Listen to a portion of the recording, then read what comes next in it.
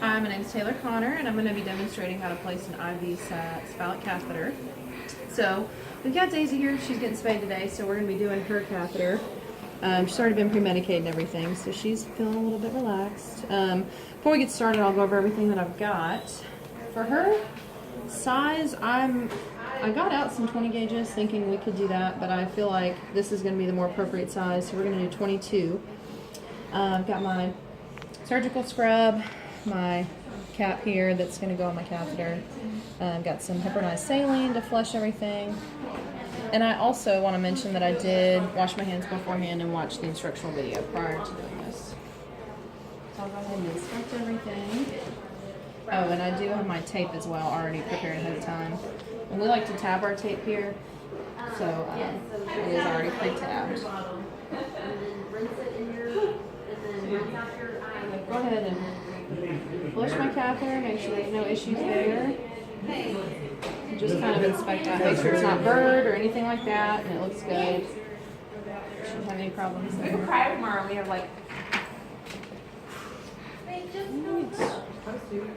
going to go ahead and flush this as well. Oh, look at your baby. Did you do your baby today? Alright.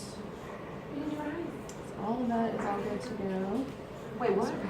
Before we get started, I'll go ahead and shave the leg. We're going to do this leg right here. And David does have her in a proper restraint. And he is distending the vein for me. Alright, baby. I'm going to make sure to shave a large area so that we've got plenty of room to work our way up if need be, but hopefully we won't have to do that.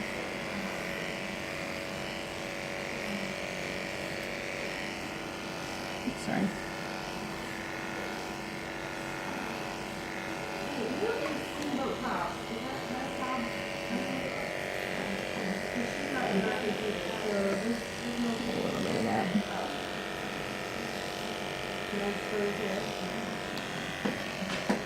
Okay.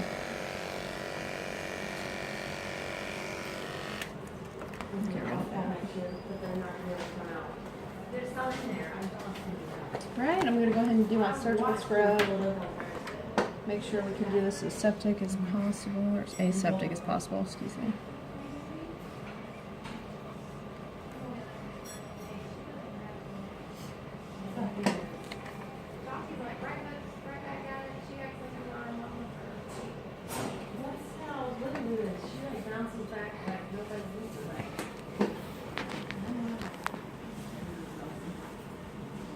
Alright, one more.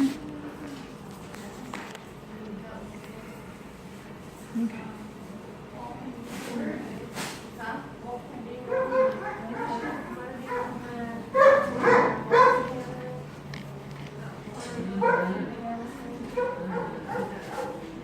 Alright, so when I go in, I'm going to go and bevel up at the appropriate angle. And once my catheter is fully inserted and has been fed to the insertion point, I'll ask David to place his hand over the insertion point to keep it from having excess blood. We're going to start as distal as possible. Like I said, in case we have to stick her more than once, we hopefully won't have to do that, but we want to leave ourselves enough good vein that's exposed to do that. Okay.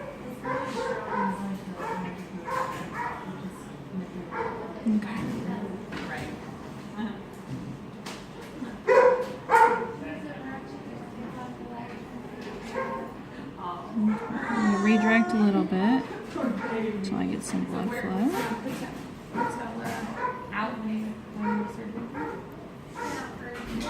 Alright. And it's not feeding well for me, so I'm going to redirect a little bit.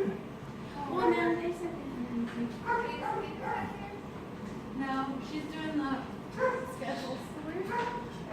Right. Redirect a little more. Okay. See if I can get any blood back.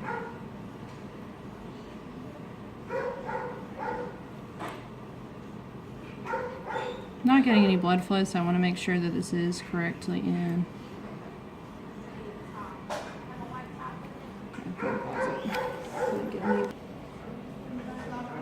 Okay, so we're back. I did try to insert one catheter and down here as distal as we could, but it didn't feed well.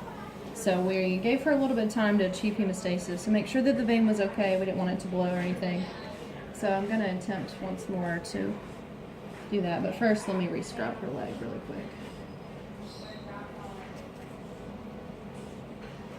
Make sure that's nice and clean.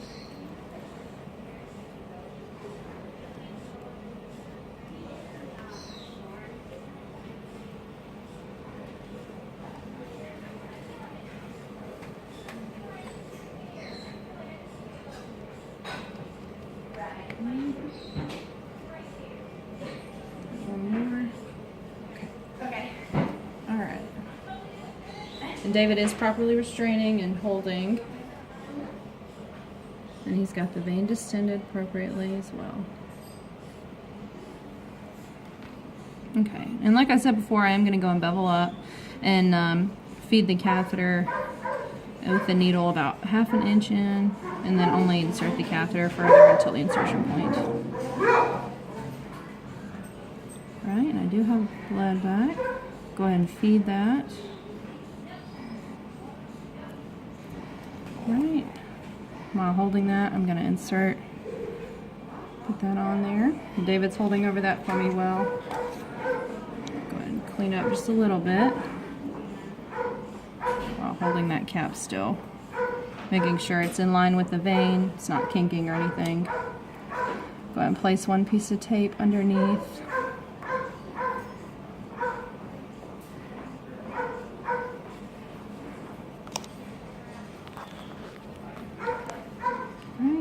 And go back over the top just like that.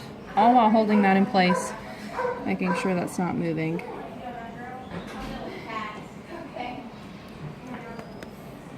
I'm going to go ahead and flush it once.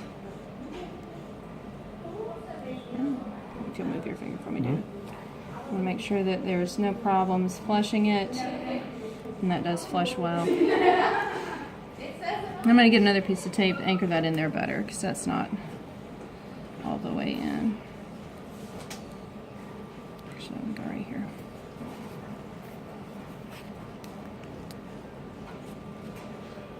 Making sure that's not moving, and that's not going to pull out of the vein.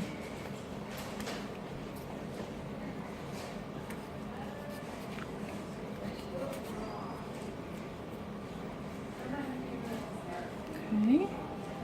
All right, now that that's more secure, my first piece of tape didn't secure that quite as well. It should have, but I will reflush it and make sure that it's appropriately in there and it's flushing perfectly, just like it should. Right, and until she's ready for surgery, we'll cover that with some vet wrap to make sure she doesn't mess with or anything like that. And I'll make a note in her record when we placed it, what for, and then we'll take it out after surgery and she's recovering well. So that's how we place an IV Ceph catheter.